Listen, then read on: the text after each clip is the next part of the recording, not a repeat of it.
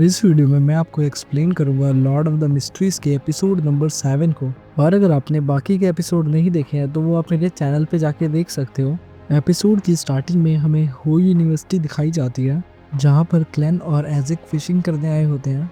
और क्लेन सोच रहा होता है कि आखिरकार वो रेड चिमनी थी क्या, और ऊपर से मैं ग्रे मिस्ट की मदद से भी उनके बारे में पता नहीं लगा पा रहा हूँ। ये मास्टरमाइंड तो सच में बहुत ज़्यादा खतरनाक है, और मुझे अगर मास्टरमाइंड तक पहुँचना है तो मुझे क्लाउन पोशन को हासिल करना होगा, और साथ में कुछ हिडन कार्ड्स को भी रखना होगा। मेरे पास वेपन्स के तौर पे पिस्टल्स के अलावा सिर्फ चार्म्स ही है, लेकिन शायद मुझे उस म्यूटेड सन एम्बलम से थोड़ी और जानकारी मिल सकती है। और एजिक उससे बोलता है कि क्लेन, मुझे लगता है तुम उस मास्टरमाइंड को ढूंढने के लिए बहुत मेहनत कर रहे हो, और मेरी डिटेक्शन स्किल्स ने भी उसके बारे में कुछ नहीं बताया। और कई बार चीज़ें हमें तब मिल जाती है जब हमने एक्सपेक्ट नहीं करा होता, तो इसलिए तुम चिंता मत करो। तब क्लेन एजिक से एक फेवर मांगता है, और कुछ दिन बाद वो जस्टिस और हैंगमैन से मिलता है, जहाँ पे हैंगमैन उसके लिए एम्परर रोजेल की डायरी का एक और पेज लाया होता है, जहाँ से क्लेन को अननेम्ड आइलैंड के बारे में पता लगता है, पर उसे और कोई इन्फॉर्मेशन नहीं मिलती। और फिर जस्टिस सबको बताती है कि वो कुछ सीक्रेट बियॉन्डर्स ग्रुप से मिली है,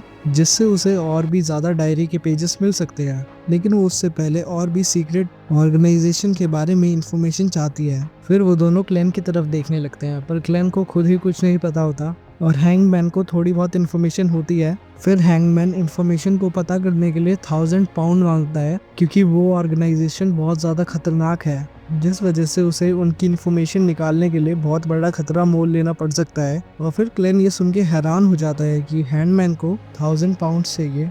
और क्लेन को पूरा यकीन होता है कि जस्टिस इसे मना कर देगी, पर जस्टिस इस ऑफर के लिए हाँ कर देती है, जिसे सुन के क्लेन और हैंगमैन दोनों ही हैरान हो जाते हैं। फिर क्लेन भी पैसों के बारे में सोचने लग जाता है, लेकिन फिर उसे याद आता है कि वो इस टाइम फूल बना हुआ है और वो इस तरह अपने साथियों से पैसे नहीं ले सकता। तब हैंगमैन इन्फॉर्मेशन को शेयर करने के लिए मान जाता है। फिर हैंगमैन बताता है कि इस टाइम 100 से भी ज़्यादा ऑर्गेनाइजेशन है, और फोर्थ इपॉक से सीक्रेट ऑर्डर, द डेमनिस एक्ट और द मुस्लिस एस्थेटिक ऑर्डर बहुत ज़्यादा पुरानी है, जिसमें से सबसे पुरानी मोसिस एस्थेटिक ऑर्डर है, और उनका पाथवे सीक्वेंस 9 का मिस्ट्री प्रायर है। इस ऑर्गेनाइजेशन के मेंबर नॉलेज की पूजा करते हैं, और पहले इस ऑर्गेनाइजेशन को बहुत ज़्यादा रिस्पेक्ट से देखा जाता था, पर इस टाइम इसे ईविल ऑर्गेनाइजेशन माना जाता है। और जस्टिस पूछती है कि ऐसा क्यों है, नॉलेज की पूजा करना ईविल कैसे हो गया। और हैंगमैन बोलता है ये इस वजह से है क्योंकि नॉलेज खुद से ही जिंदा हो गई है। कहा जाता है कि जब नॉलेज जिंदा हुई वो एक ईविल गॉड बन गई। फिफ्थ इपॉक्स के स्टार्ट में rose school of thoughts and the death worshipping numinous episcopate नाम की 2 ऑर्गेनाइजेशन बनी है, जो कि साउथर्न कॉन्टिनेंट से बिलोंग करती है। और उसके बाद अरोरा ऑर्डर, एलिमेंट डॉन और साइकोलॉजी ऑल्केमिस्ट जैसी ऑर्गेनाइजेशन भी अभी अभी बनी है। फिर जस्टिस इस इंफॉर्मेशन के लिए हैंडमैन का शुक्रिया अदा करती है, और क्लेन भी उस मीटिंग को ख़त्म करके वापस चले जाता है। और क्लेन को अभी भी एजिक से कोई भी रिपोर्ट नहीं मिली होती, और उसे तभी सुनाई देता है कि डॉक्स पर पैरानॉर्मल एक्टिविटीज़ हुई है, जिसमें एवोनाइट गॉडेस के फॉलोअर्स को टारगेट करा जा रहा है। तब क्लेन जल्दी से तैयार होकर उस न्यूज़ को पढ़ने के लिए निकल जाता है। तब जल्दबाजी में मेलिसा क्लेन की गन देख लेती है। फिर क्लेन अपने भाई बहन को बताता है कि वो बस पुलिस के लिए काम कर रहा है, और उसे न्यूज़पेपर पढ़ के ये पता चल जाता है कि डॉग्स में हुई पैरानॉर्मल एक्टिविटीज में हाइजैक का हाथ है। फिर वो नाइट हॉक्स की सिक्योरिटी कंपनी में पहुंच जाता है,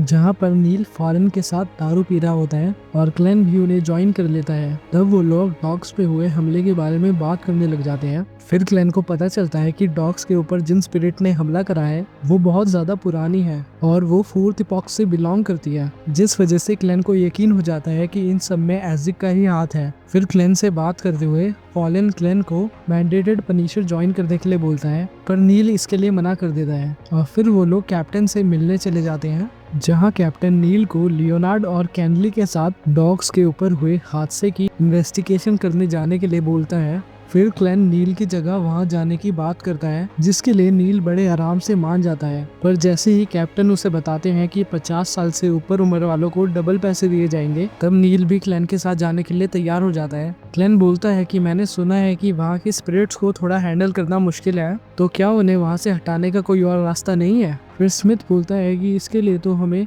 सील्ड आर्टिफैक्ट सन सेक्रेट एम्बलम का यूज करना पड़ेगा। फिर क्लेन बोलता है कि सही कहा, उसकी मदद से तो हमने कैसल के घोस्ट को भी हरा दिया था। स्मिथ बोलता है कि वो सब तो ठीक है, लेकिन हम वहाँ पर सील्ड आर्टिफैक्ट को लेके नहीं जा सकते क्योंकि वो जगह बहुत ज्यादा क्राउडेड है और अगर कोई भी ह्यूमन बीइंग उसके रेडियस में 1 घंटा तक रहेगा तो वो सन वॉरशिपिंग फूल बन जाएगा। फिर क्लेन उस सील्ड आर्टिफैक्ट के लिए कैप्टन को मनाने लगता है और कैप्टन क्लेन की बातों में आ जाते हैं। फिर ये सारे लोग डॉक्स के लिए चले जाते हैं। फिर लियोनार्ड को लगने लगता है कि क्लेन वहाँ पर इसलिए आया ताकि वो उसके राजों से पर्दा हटा सके, पर क्लेन को तो इससे कोई मतलब नहीं होता। फिर वो लोग वहाँ जाने लगते हैं जहाँ पर वो इंसिडेंट हुआ होता है और फिर वहाँ पर सारे लोग सोचने लगते हैं क्या ये लोग सच में एग्जॉर्सिस्ट हैं, जिस वजह से लियोनार्ड सबको अपनी रिचुअल्स के आइटम दिखाता है और वो देख के सबको यकीन हो जाता है कि वो लोग प्रोफेशनल एग्जॉर्सिस्ट हैं। तब क्लेन और उसके साथी इंसिडेंट वाली जगह पर पहुंच जाते हैं जहाँ पर बहुत सारी स्पिरिट होती है और वो लोगों के ऊपर हमला कर देती है। फिर हम देखते हैं कि वो स्पिरिट सिर्फ लोगों से अलग अलग करतब करा रही होती है और वो स्पिरिट्स क्लेन को भी जानती होती है, तो इस वजह से वो क्लेन को बिल्कुल भी नुकसान नहीं पहुंचाती। तब वो सन सेक्रेड एम्बलम काम करना स्टार्ट कर देता है। फिर क्लेन भी उन स्पिरिट्स को इशारा करके वहां से जाने के लिए बोलता है। तब लियोनार्ड क्लेन को एग्जॉर्सिज्म परफॉर्म करने के लिए बोलता है,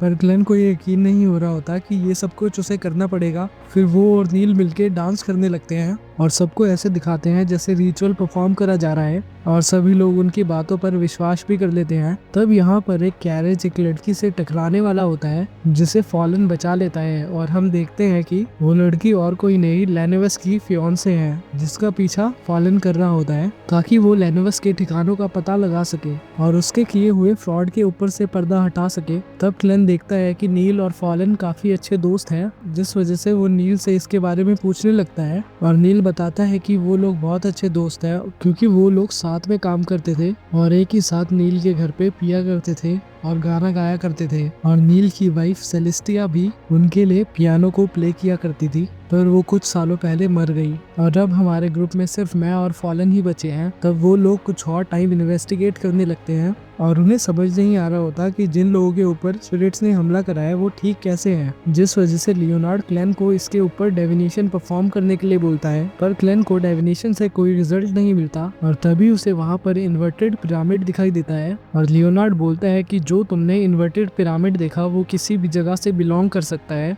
और ये इन्वर्टेड पिरामिड वही बना सकते हैं जो मानते हैं कि वो डेथ के वंशज है। और क्लेन बोलता है कि डेथ तो वही डीमन है ना जो कि एशियन डीमन के साथ मिल गया था ताकि वो नॉर्दर्न कॉन्टिनेंट के ऊपर डिजास्टर फैला सके। आखिरकार ये डेथ के फॉलोअर्स करना क्या चाहते हैं। फिर क्लेन सोचता है कि मिस्टर एजिक भी मौत से जिंदा हुए थे, तो क्या वो जगह डिजास्टर की ही बैटलफील्ड थी? क्या सच में मिस्टर एजिक डेथ के वंशज है? तो इसका मतलब जिस मास्टरमाइंड ने उनके बेटे का सर चुराया है वो तो और भी ज्यादा खतरनाक होगा। तब लियोनार्ड और कैनली क्लेन के पास सन सेक्रेड एम्बलम को छोड़ के चले जाते हैं, जिस वजह से क्लेन को उसके ऊपर रिचुअल परफॉर्म करने का टाइम मिल जाता है। तब क्लेन मंत्रों को पढ़ना स्टार्ट कर देता है और ये दुआ करता है कि उसे फ्लेमिंग सन चार्म को पूरा करने का मौका मिले। तब क्लेन के रिचुअल से बाहर मौसम भी चेंज होने लगता है और यहाँ लियोनार्ड को कुछ गड़बड़ लगती है। तभी यहाँ पर एक मॉन्स्टर एक छोटी सी बोट पर हमला कर देता है और एक बंदे को खा जाता है, जिसे देख के लियोनार्ड हैरान हो जाता है और फिर वो मॉन्स्टर उस शिप पर हमला कर देता है जहाँ पर क्लेन होता है और जैसे ही क्लेन उसके ऊपर फायरिंग करता है वैसे ही वो मॉन्स्टर उन गोलियों को रोक देता है। तब क्लेन को पता चल जाता है कि वो मॉन्स्टर पहले एक बियॉन्डर था जो कि अपनी पावर को संभाल ना पाने की वजह से ट्रांसफॉर्म हो गया है। तब लियोनार्ड आकर उस मॉन्स्टर के साथ लड़ना स्टार्ट कर देता है और क्लेन को बताता है कि वो मॉन्स्टर एक सीक्वेंस 8 का बियॉन्डर था, जिस वजह से उन्हें उसे वहीं पर एलिमिनेट करना पड़ेगा। तब क्लेन कैनली को वो सन सेक्रेड एम्बलम पकड़ा देता है और उसे वहां से जाने के लिए बोलता है। तब नील भी वहां पर सभी लोगों को उस जगह को खाली करने के लिए बोलता है और यहाँ शिप पर बहुत बड़ा धमाका होता है, जिस वजह से शिप के टुकड़े लोगों के ऊपर गिरने लगते हैं, पर नील उन्हें बचा लेता है। तब लियोनार्ड यहाँ उस मॉन्स्टर का सामना कर रहा होता है, पर उसकी पावर भी उस मॉन्स्टर के सामने कम पड़ रही होती है। तब क्लेन उस मॉन्स्टर को जंजीरों के साथ बांध देता है, पर वो मॉन्स्टर उन जंजीरों से आजाद हो जाता है और क्लेन गलती से एक रस्सी में फंस के इधर उधर झूलना स्टार्ट कर देता है और फिर वो मॉन्स्टर जैसे ही नील को देखता है वैसे ही उसे कुछ होने लगता है, पर वो इस चीज को इग्नोर करके लियोनार्ड पर हमला करना स्टार्ट कर देता है और फिर वो दोनों फिर से लड़ना स्टार्ट कर देते हैं। पर लियोनार्ड अभी भी उस मॉन्स्टर को हरा नहीं पा रहा होता